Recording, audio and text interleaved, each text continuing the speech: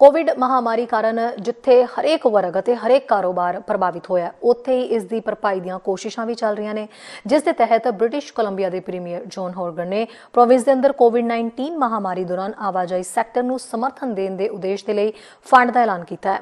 उन्होंने दे इस ऐलान के दौरान intercity bus service Wilson group के चेयरमैन भी शामिल हुए।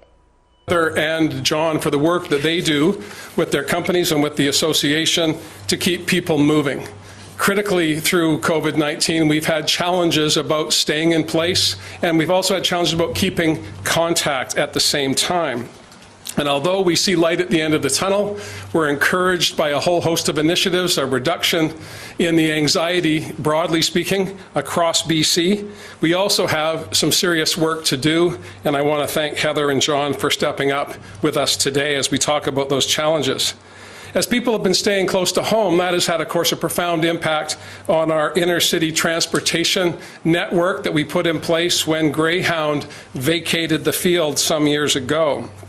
And I want to thank Wilson's as well as the others who have been providing transportation alternatives to people living in rural and remote parts of British Columbia. These operators have seen a drastic decline in their revenues as a result of people staying in place, but they've stayed in place themselves. They've hung in for the interest of the people in the region and the interest of British Columbia.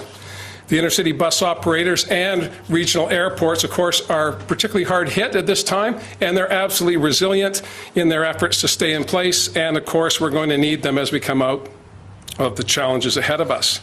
They've been connecting communities, they've been connecting people, and most importantly, they've been moving critical goods and services between communities across British Columbia. And that's why today, Rob and I are very pleased to announce that these essential transportation operators will be getting a little bit of help from the province of British Columbia.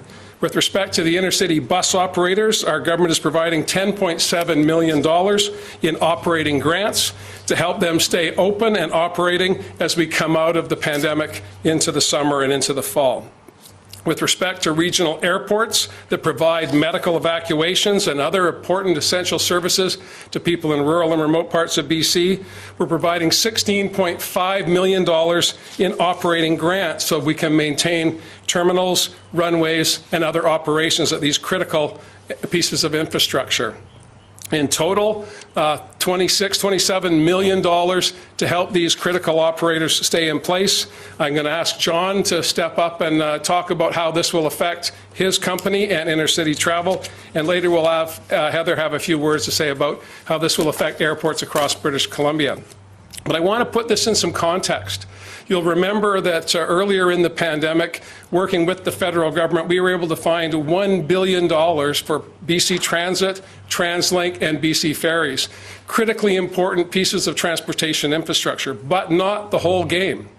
Were it not for our regional airports, were it not for the intercity bus services that John and other companies provide, massive parts of British Columbia would have been left without any hope.